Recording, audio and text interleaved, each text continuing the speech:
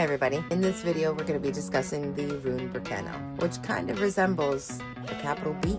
So let's get right to it because there's always lots to cover. 3, 2, 1. Let's go! Hi, welcome to Mystic Light Warriors. I'm a divinely guided intuitive here sharing my soul's journey, helping you with your own intuitions and maybe passing on a message or two that you probably need to hear. So let's get right to it because there's always lots to cover.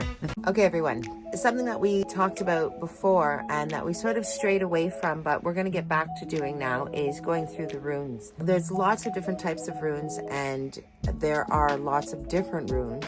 We're going to be covering some of the main ones. Their meanings can also get very complex. We're going to keep it simple and we'll go through a basic overview of what that rune means, and we'll talk about its associations as well as what it means in reverse, for instance. So Berkano is the Rune of Spring. Surprise, surprise. It's mostly associated with the birch trees and the birch goddess, as well as growth, rebirth, and fertility. It's also associated with the divine feminine. So no surprise that it's come out now. So with divine feminine, that's also Mother Nature. And it's also very closely associated with new beginnings and potential, as well as protection and nurturing. Again, bringing in that divine feminine type of energy. Now, it is also known as an earth element and is closely associated with the colors green and yellow, as well as the moonstone. It's also associated with the Norse goddess Frigg. Try and say that 3 times fast. And the cycle itself of birth, death, and rebirth again. The birch tree is one of the very first to awaken in the spring, and it's also one of the fastest spreading trees, hence the growth and the renewal. A grove of birch trees is also known as a hidden sanctuary. And I know that from personal experience. They are definitely sanctuaries. So when you draw this card, it's signifying that you're going through a period of significant growth or transformation or change, a rebirth, a death and rebirth.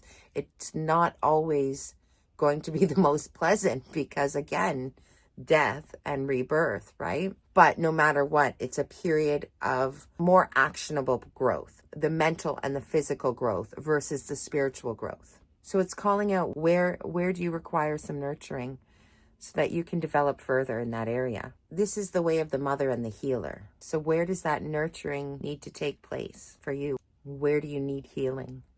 Where are you healing? No matter what, it points to a phase of significant positive change. The symbol in reverse can point to blockages in growth or creativity and point to maybe even a stubbornness, a refusal to move onto the next phase of life.